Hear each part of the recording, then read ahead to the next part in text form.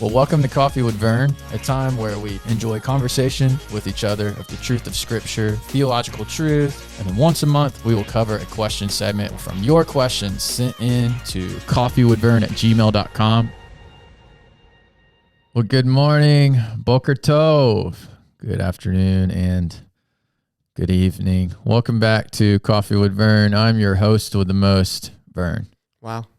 I came up with that this morning. That was pretty good. Thank you. And people, does anybody realize what day it is? It's August 11th for Jesse Moore. It's Doomsday. Welcome, Jesse. Thank you. Jesse's on his first ever episode. I think I'm ready. No, I think he's excited. Honestly, deep down, I think you are. Deep down, it's a little exciting. Yeah, but a little closer to the surface, it's not so exciting. No, I think he actually is just lying to you, but I think he's joyous to be here. But this is going to be a fun day. The coffee, I don't have words to describe how mad I am right now about this coffee. The Ubora, it's not your fault. Shout out to Ubora, the maker of the coffee, me. Did not make it good enough. I'm trying a new pot. User error. Yeah, I mean, it's a fresh pot. You got to break it in. It's like a pair of shoes. And I didn't put enough grinds in it. But I will add, it makes sense that your cup of coffee is bad today because I don't like coffee. Yeah, well, there you go, everybody. And I'm on a podcast about coffee. Well, and Malone's not here to drink all my coffee. That's right. It's just weak. I'm frustrated. I'm really angry about this. Because my cup I had at Ubora this morning was phenomenal, exceptional. 7:30 in the morning, I'm drinking this 20 ounce of coffee. It's great with Jesse Holmes. Shout out to my brother. And then this. Oh man. Well, hey, before we get started, I want to roast everybody. Okay. I have no questions on my email at coffeewithvern@gmail.com. So what's going on, people? All right. The coffee's bad today because I am a user error. The emails are not here, but that's your user error. So use your fingers and send me something. Okay. I'll tell you what date that'll be. That's going to be on the 25th. August 25th, we'll have our question episode. I'll put my sweater on. We're having a good time. It's blazing hot in here usually, so I'm going to be sweating by the end of that one. Yeah. But without further ado, why don't we get into it? Because this could be a long episode, so maybe I should. It could go one of two ways. It could go really short, or it could go really long. I think that's the beauty of podcasting, though. You can go as long as you want. But I'm also the editor, so he can take out whatever he wants. That's right. Just not fair. Before we get into it, let's introduce you to the people, Jesse. I'm not going to embarrass you like I did Malone. I'm not like that. So Jesse, how long have you worked at West Acres? I think it's around 8 years, man. 8 years. 8 years, I think. Holy moly. If not almost. 8 years ago, I would have been 15. And now I'm working with you and hang out with you every day. How awesome is that? I was a little bowl cut 15-year-old. Yeah, you were. And you have been at West Acres since you were how old? We started coming when I was in... You were a peewee. 6th grade. So right at the beginning. Okay. It might have been right at the end of 5th grade. Right at the beginning. So you've been here as long as I have. Mm-hmm. Well, you know what year that would have been? No. I'm not doing the math. Sorry. Either. Malone grew up here somewhat too, right? He did, yeah. I was in youth group with Malone. That's awesome. He was a grade ahead of me. He was one of those guys you come in, you're like, oh, I want to be like Malone. Dude, I still want to be like Malone. I know, right? Honestly, every time when he preaches on Sunday morning, like because of these last 4, a lot of times he preached since he's had this job. I was out of town. I've gotten to hear a few of them, but since I've gotten to actually see him, I'm like, dude, I want to be like that. And then, I mean, I'm like that with Pastor Larry too, though. I'm like, man, I wish I could just get up there and blaze like these guys. Yeah. And Pastor Larry, he's got that wisdom, like Hulk Ma. Something happens like random. You could go to Pastor Larry. He's like, oh yeah, that's happened to me. Oh, well, we can't give the example that I have, what we talked about, but yeah, it's unreal. Like, yeah, this happened. Oh, it's happened to me. Let me talk about it with you. Yeah, let's talk about it. Like, what? No one else would have been able to say that. Everything has happened to Pastor Larry. Missed that, man. Looking forward to him coming back here soon. All right, so here we go. Let's get into it, Jesse. Everybody knows a little bit about you. So now let's just dive on in. So Jesse, what is our topic of discussion today? Well, it's a sensitive topic, but it's one that I am entrenched in with my work.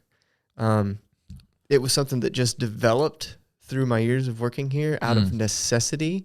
I don't know what that says. I don't either. But we're talking about social media. Oh, snap.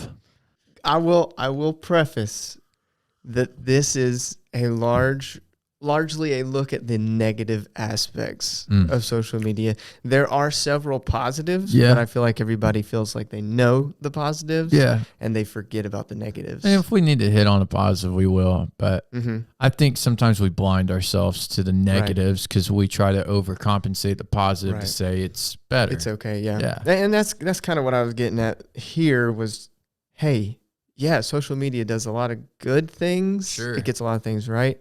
But please do not forget what can go wrong. What can happen. Yeah. Right. So how you take me away. Where do you want to go first with this? Because we could go a lot of directions. Right.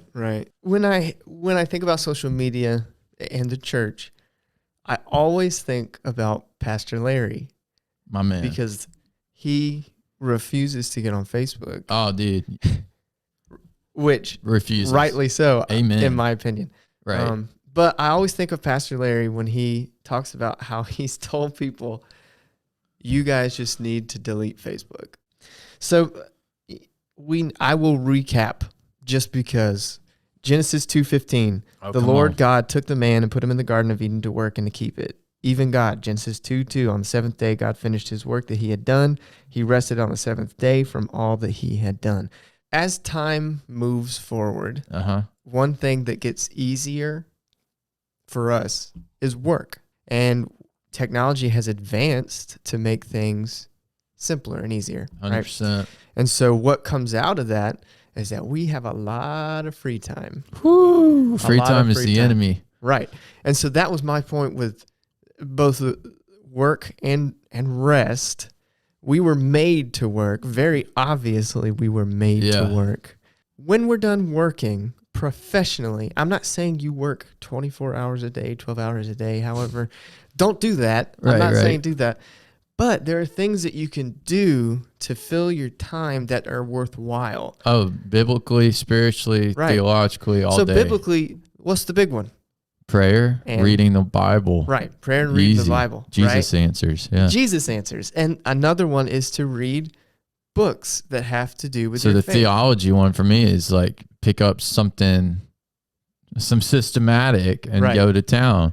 So beyond that, so if you don't like to read books like that sort, and that's fine. Yeah. If you just read the Bible, there's nothing wrong with that. So beyond that, pick up a book, just any book that you like, some topic that you enjoy. Make sure it's something that grabs your attention and keeps you encapsulated so that it keeps pulling you back so you're not tempted to put it down and pick up a phone. Gentle and Lowly, Dane Ortland. There you go. Yeah, so books. Another one that I like to do is projects, big projects. Now that I'm a homeowner, it seems to be a lot of revolving around fixing things. You know, you buy a house and all of a sudden it starts falling apart. I am not a homeowner. Yeah. But, you know, I do a lot of other stuff, a lot of fun projects too. But big projects, that's a big one. You can fill your time with big projects. And that is something that has a start and an end. Yes. A goal that will be worthwhile and that will fulfill you in that sense, as far as work goes. Planning for a vacation. I know. So these are good suggestions, honestly. Something, I'm just trying to give something that people, they don't have to just be scrolling in their news feed 24/7. There you go. When they feel bored. Find something you find interesting and pursue it in that aspect. Painting, music, anything. Pick up a new hobby. Mountain biking's mine, you know? Yeah, anything like that. I mean, if you're retired and you have a chance to go on a lot of mission trips, start researching those places, maybe learning a language, you know that? I've always wanted to learn new languages, something like that. My bottom line is, as Americans, we are bored It's so lot. sad. The Matt Chandler quote comes to mind. Oh yeah, come on. This generation has the most information at their fingertips and the most opportunities at their fingertips, and yet we are the most bored. Yep, I've heard him say that. I forgot where, but It's one of his older ones. So I will ask you now, what is the purpose of Facebook? oh, dude, I want to know their what you purpose think. or what my think. What it could be anything. What you think? Okay, I'll go about It this is. as if I was writing a paper real quickly. Okay. All right, if I was to, I have Facebook, but I don't use it like I would. I don't use it really. I think the purpose is just to stay in connection with people that I don't see on a daily basis for me. Okay. And then my second purpose in using it now is to promote faith-based things so that people will maybe watch them or see them, and it sparks some kind of thought process towards Christ. That's my purpose. Yes, I would agree. By and large, your opinion of what Facebook is for is what everybody else thinks, to connect with other people. Yeah, the broad sense. Yeah, just connect with people. Connection. I think everybody would think that. I mean, the marketing statistics I would tell you you're wrong. So the purpose of Facebook is to make money for its creators, and it's bored, right? So great. Phenomenal. I want you guys to think about this. This is something I want to enter your brain when you log on. Well, you don't even have to log on to Facebook anymore. You just click it and it stays logged on. So whenever you get on Facebook, I want you to think that you are spending your time giving money to these people that I know most of you guys don't like or agree with. You're giving them money. Never thought about that. Every minute you're on there, they're getting money off of it. Ad revenue and data revenue that they're getting.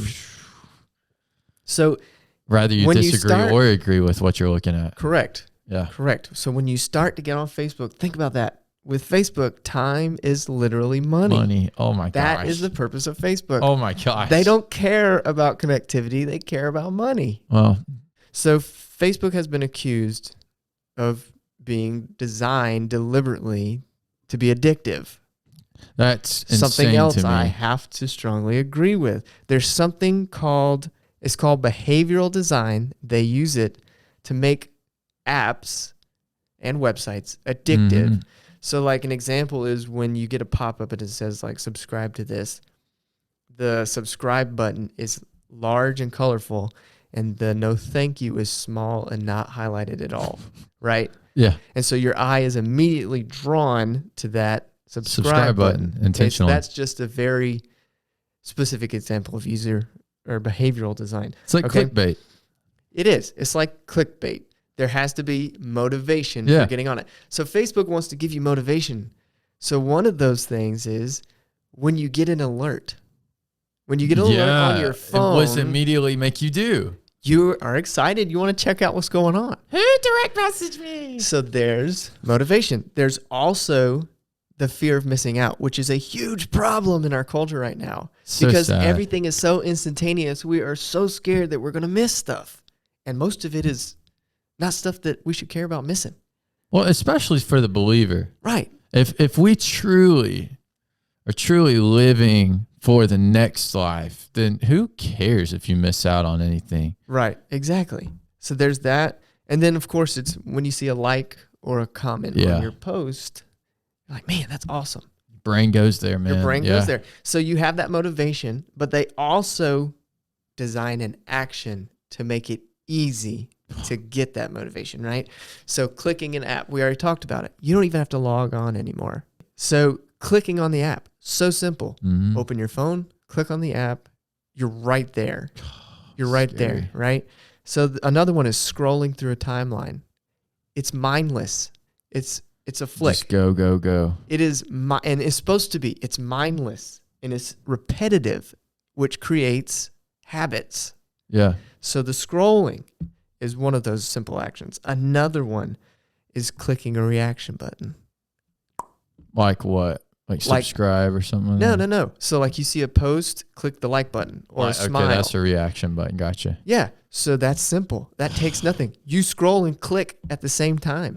I'm pulling up something because this is just scary. Yeah. I can't believe I'm hearing this. All of this stuff is designed to make you come back. It's designed to make it addictive and habitual. So social media started off a way to connect. Now it's to make money and to make you addicted, which in turn creates a lot of negative emotions because negative emotions breed addiction. Yeah. Would you agree? 100%. Okay, so there have been a lot of studies that come out that say the longer that you're on Facebook, the more depressed you are. It makes so much sense. So now through quarantine, we've seen the depression rates, anxiety and depression through the roof. Suicide rates go up, right? Social media usage has shot through the roof. It's ridiculous. Yeah, alcohol sales, all of it. Stop spending time on social media. And I'm calling myself out here. We're all guilty. Yeah. It's a part. I think the takeaway, before we get to all the takeaways, the takeaway is walk away going, Lord, I want to make a difference about this in my life. Yeah. And so. Absolutely.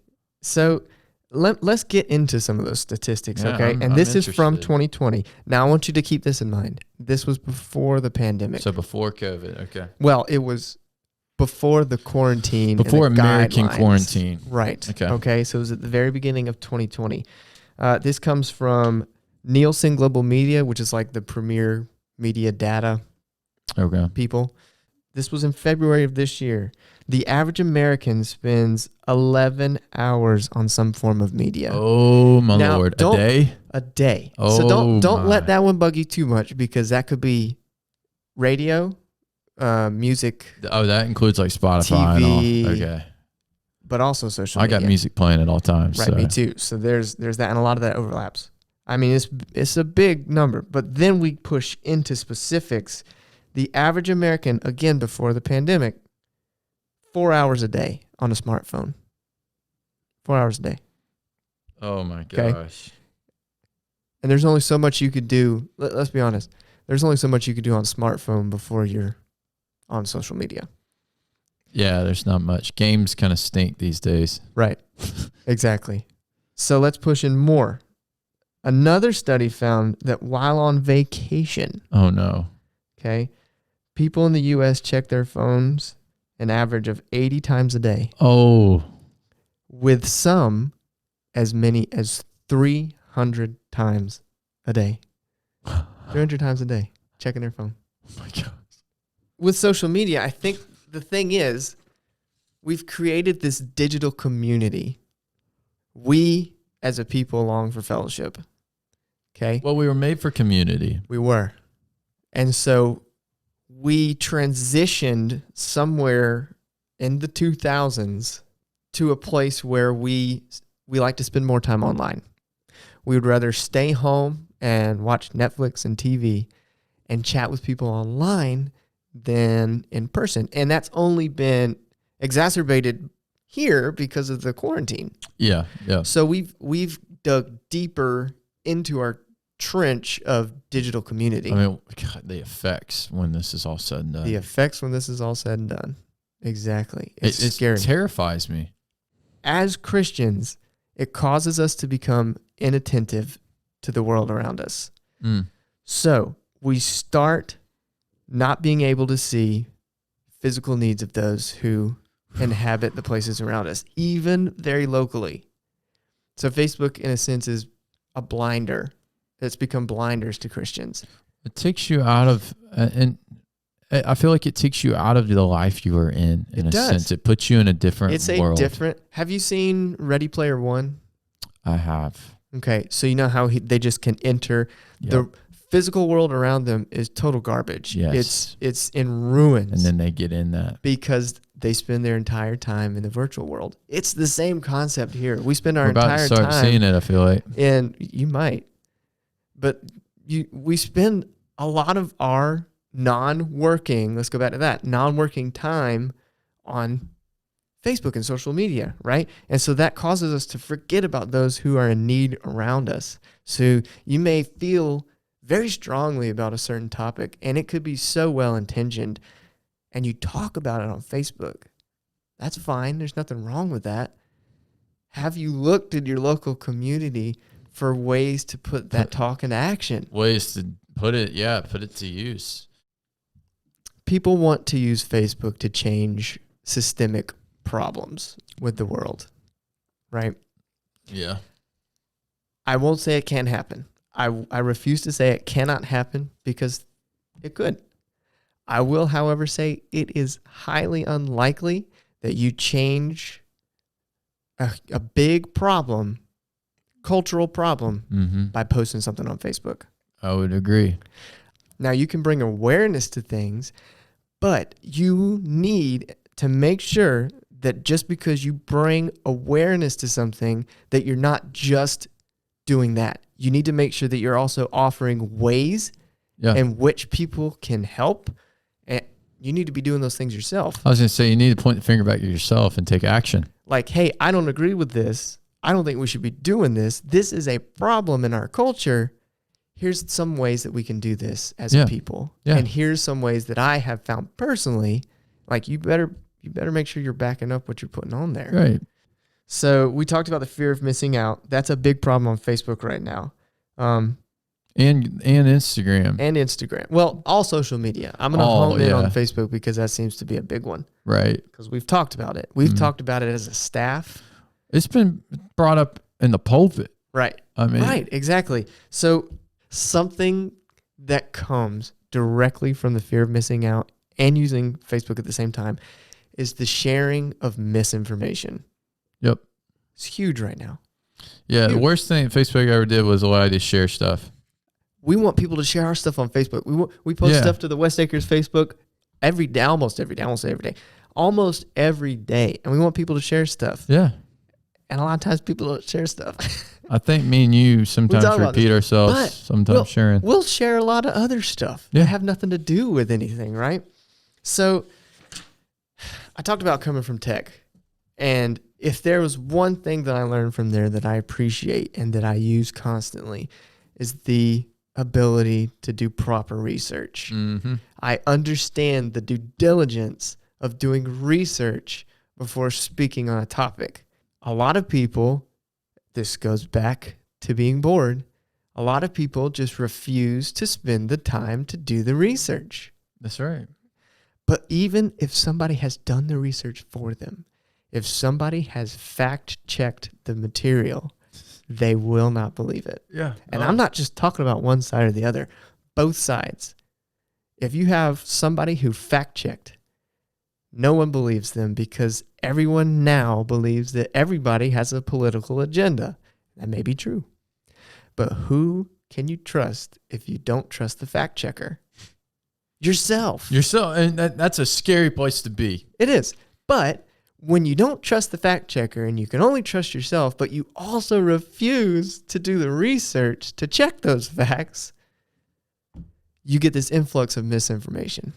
Influx too. And it is a problem. And I'll tell you what bugs me about this is it makes Christians look bad.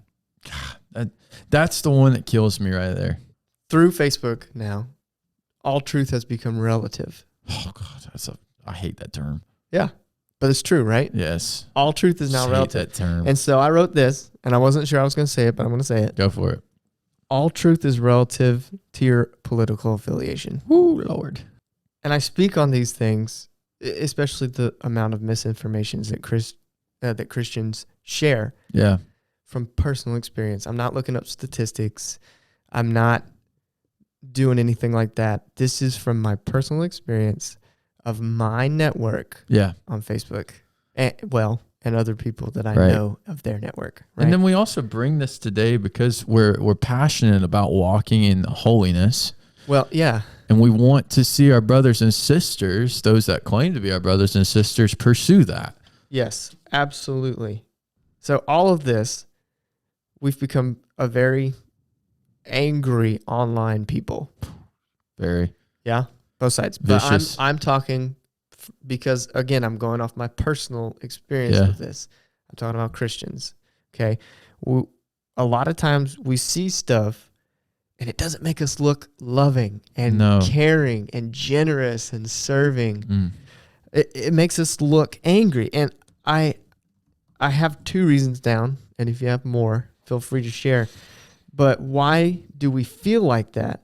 One, for some reason, because of Facebook, we don't want to be seen as wrong. Facebook has skewed what we think perfection is. Yep. Not only physically, but spiritually, mentally, all of it. Intellectually, right? And so we have this crazy adverse reaction when somebody calls us out about being wrong. We want to lash out. Yeah, absolutely. And tell me, let's just say stuff that people know. Okay. Galatians 5:22-23. Okay. But the fruit of the Spirit. Yeah. Love, joy, peace, forbearance, kindness, goodness, faithfulness, gentleness, and self-control. Self-control. Boom. Big one. Yeah. So we have this problem with wanting to appear to be right all the time. So the other reason was biologically, we get a rush of dopamine. I was going to go there. You went there anyways. Yeah. We get a rush of dopamine when we get positive reactions to our posts. Well, and that's because you get a rush of dopamine within your brain for anything positive. Anything positive. But with Facebook, it's so quick. It's so easy. Instant dopamine release. It happens. It's such a drug. It happens often. Very often. So when you get it that often and you get it that much, when you get someone that disagrees with you, someone who puts a negative reaction, it creates the opposite, right? You feel terrible. You feel awful. And sometimes angry, yeah. Right. When we get angry and we talk negatively to people online, we tend to view that as a two-way street, me and you. Mm-hmm. We forget that there's an audience. We talked about there's a broad audience, but you forget that. People are affected by when you say something negative to somebody else, or when you say something that, man, I'm going to cut them deep so they won't do that again. Because it's a very human, it's flawed. Well, it's flesh. Human nature. Yeah, it's a very flesh reaction. We all do it. Facebook makes it so easy to do it, though. When you're in person, I feel like you have that extra step of, hold on. Yeah, because you're behind a computer screen. So there's that disconnect to where you feel like you can say wherever you want and there are no consequences. There's power without having to be humble in it. But Does that make sense? Is that true? No, it's not. It's true. just that's the feeling you think you have. Absolutely. You think you have absolutely power. Feel like you can say whatever you want and there will be no consequences. The amount of arguments I've seen. But I can assure you 100% confidence, no doubt in my mind, that is so untrue. And everything you do on Facebook has some form of real world consequence. It may not make it back to you, but it'll affect somebody. Causing your brother to stumble. Yes. I mean, the friends that you lose over it, the relationships that you sever. I think about the person that may be interested into visiting a church. Oh, yeah. You're hitting what and then they see maybe a pastor post something from that church, or a church member, or a lay member to a servant leader, one who's in position. Anyone within the church, they know that they're part of that church, and they go, if that's what they're posting, they go to that church, then, oh man, what are they teaching over there? I don't want to be a part of that. Well, that's the thing, You're right? severing the community of Christ. So you say something, and you forget that it's viewed by so many people. Not only the people on your friend list, right, but the person who you're talking to, their friend list. Right. They can see that. Oh, that's such a scary thing. And I'll say this because I feel like I need to say it midway every so often. We're talking about this because our heart is not to lash out at those that have maybe goofed in this. Goofed in this. This is I'll be extremely personal here. I don't have a relationship with one of my cousins right now because I called him out about something online in a way that was totally wrong. Right. At the time, I thought I was calling out a brother, but it was a lot out of pride. Yeah. And it completely severed our relationship. Yeah. And I mean, ultimately, our goal is for you to walk away going, wow, we're all guilty of this. Let's strive for better. For better. Because all eyes are on us now more than ever. Especially as Christians. Now more than it's ever. Narrowing in. Especially, I'm telling you, man, it goes back to that whole persecution thing. Yeah. I'm not saying this is not persecution. That's not what I'm saying. No. I'm saying, but this is the start of Yeah. when we're going to start losing some freedoms as Christians in America. Yeah, we have to be careful. Let's just go into that. We have a very, very relevant example. Yeah. Today, in the past couple of days, and Malone said it. I'll talk about what it is in a minute, but Malone said it. It is a great example of why we as Christians have to be wise as serpents when it comes to social media. We're held to a higher standard. So you and I were talking about this right before. Yeah. Jerry Falwell Jr. Didn't even know who that was. President of Liberty University. So I had heard about what happened. I hadn't seen the photo. But to bring up some of you guys to speed, he stepped down. He was asked to step down because of a photo that he posted online. It was of him and a young woman who is not his wife with his hand around her waist, her bare midriff waist. Her pants were unzipped and his pants were unzipped. And no matter what excuse or justification he gives for that, what is that? Yeah, it's gross. I'm just going to say it's disturbing. And what does that just say for the people of God? Right. I mean, it plays a role. Is looking at us. Well, and the world is looking at American Christianity and laughing. Yes. Because, I mean, and it hurts me because this is the kind of crap that we're dealing with while our brothers and sisters are dying for the faith and starving. Right. And here we are having to have a conversation about a leader who has put something on social media to cause all of this. Yeah. And let's talk about that for a minute. He took that photo down, but guess what? We're still able to look at it. It's never going to go away. Nope. This is something else I want you guys to think about when you get on Facebook. Anything you put online, not just Facebook, anything you put online will be online forever. There is no way to take it down through the data manipulation of that website, the way they gather that data, the way that it is stored, all that stuff. People taking screenshots of your photos, people saving your photos, people taking screenshots of your post, anything like that. It's going to be online forever. That is so there is scary. no way to take it back. So before you post something, think about it. Please remember, it's going to be there forever. Scary. Absolutely scary.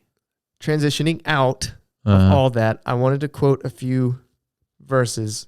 So Proverbs 29:11, a fool gives vent to his spirit, but a wise man quietly holds back. Tell me if it ain't applicable right now. This is also one, Malone and I talked about this subject as well, and this is one that he directed me to. Ephesians 5:15 through 16. Look carefully then how you walk, not as an unwise, but as wise, making the best use of the time, because the days are evil. Yep. Is using social media 3 to 4 hours a day, or even for an hour, is that a wise use of your time? Well, then cross-reference to James. If my life is a vapor, a mist, absolutely, then why would I want to give it to this? Well, see, that goes back to I'm using it to bring awareness. That hour that you spent on Facebook bringing awareness to a topic is an hour that you could have been in the real world doing physical servant work. I have one more, Galatians 5:13 through 15.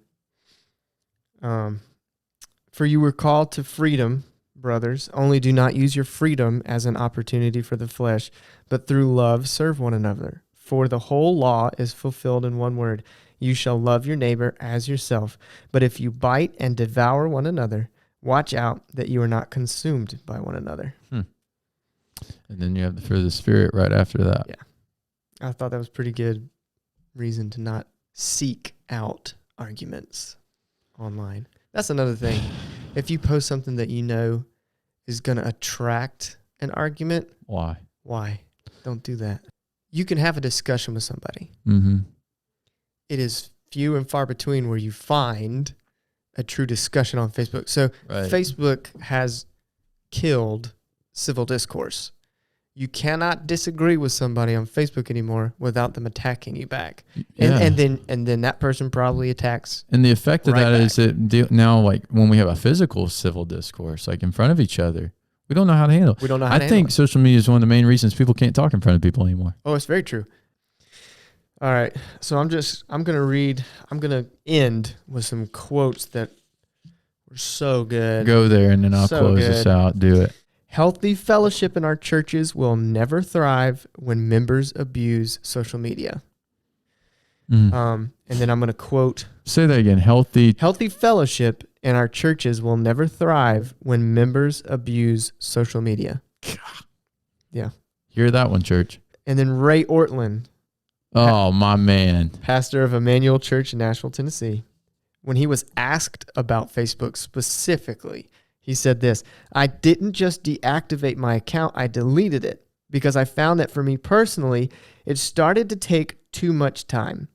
I found that it got me riled up at times in ways that I don't want. It's not hard to find political stupidity. It's not hard to find reasons to get angry over developments in our culture and so forth. And there was too much there that was counteracting my desire to walk with the Lord. When they asked him what we should do with social media, he said this: I think of Isaiah 54, that I may know how to sustain a word to him who is weary. Everyone is weary. We are living under intense pressure, and we don't need more.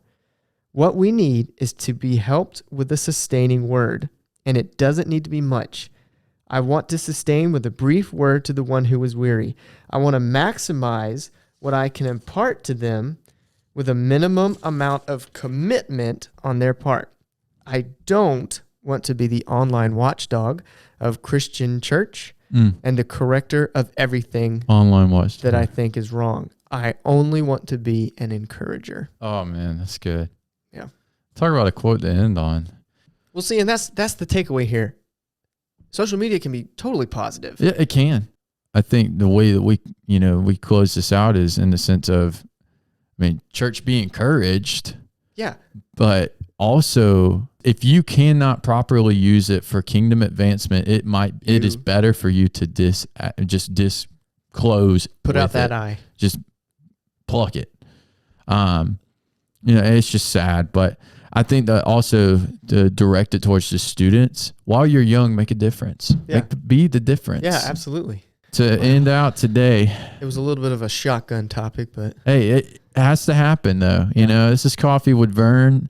Heavy thoughts, heavy topics, but ultimately the goal is to encourage you to pursue Jesus with everything. absolutely. And so, hey, church family out there of the global church and our local church, we love you.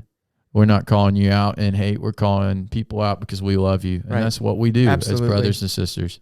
But Shabbat Shalom, go in peace. This has been Coffee with Vern, Jesse, James, the dynamic duo. He'll be back. Don't worry. We'll talk to you soon. I promise. No, he's coming back. But until next time, we'll talk to you soon.